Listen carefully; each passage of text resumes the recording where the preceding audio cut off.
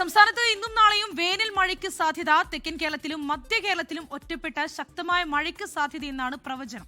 തിരുവനന്തപുരം, കൊല്ലം, പത്തനംതിട്ട, കോട്ടയം, ഇടുക്കി ജില്ലകളിൽ ഇന്ന് yellow alert പ്രഖ്യാപിച്ചു. വിവരങ്ങളുമായി അലക്സ് റാം മുഹമ്മദ് കൂടി ചേരുന്നുണ്ട്. അലക്സ്, ഏതൊക്കെ ജില്ലയിലാണ് മഴ മുന്നറിയിപ്പുള്ളത്? വിവരങ്ങൾ എങ്ങനെയാണ്?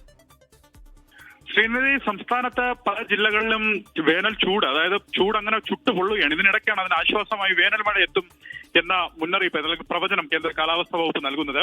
സംസ്ഥാനത്ത് ഇന്നും നാളെയും വേനൽ മഴയ്ക്ക് സാധ്യതയുണ്ടെന്നാണ് പ്രവചനം. തെക്കൻ കേരളത്തിലും മധ്യ കേരളത്തിലും ഒറ്റപ്പെട്ട ശക്തമായ മഴയ്ക്ക് സാധ്യതയുണ്ട്. തിരുവനന്തപുരം, കൊല്ലം, പത്തനംതിട്ട, കോട്ടയം, ഇടുക്കി ജില്ലകളിൽ ഇന്ന് യെല്ലോ അലർട്ട് പ്രഖ്യാപിച്ചിട്ടുണ്ട്. പത്തനംതിട്ട, കോട്ടയം, ഇടുക്കി ജില്ലകളിൽ നാളെ യെല്ലോ മുന്നറിയിപ്പ് നൽകിയിട്ടുണ്ട്. മലയോര മേഖലകളിൽ ഒരുപക്ഷെ കൂടുതൽ മഴ ലഭിക്കാൻ സാധ്യതയുണ്ട്. ഈ മഴയ്ക്കൊപ്പം ഇടിമിന്നലിന് കൂടി സാധ്യതയുണ്ട്. പൊതുജനങ്ങൾ ജാഗ്രത പാലിക്കണം. ഈ കേരള ലക്ഷദ്വീപ് തീരങ്ങളിൽ മത്സ്യബന്ധനത്തിന് വിലക്ക് ഏർപ്പെടുത്തുകയും ചെയ്തിട്ടുണ്ട്.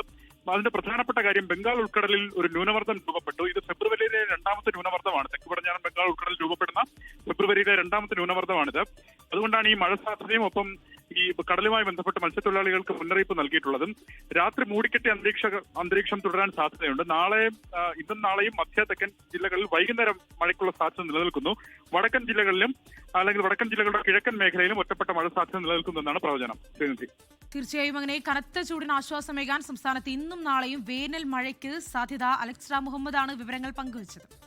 ലോകത്തെവിടെയായാലും ഏത് സമയത്തും 24 വാർത്തകളും ഓഗ്മെന്റഡ് റിയാലിറ്റി പാക്കേജുകളും എക്സ്പ്ലെയിനറുകളും വിശദമായി കാണാൻ ഞങ്ങളുടെ യൂട്യൂബ് ചാനൽ നിങ്ങൾക്ക് സബ്സ്ക്രൈബ് ചെയ്യാം.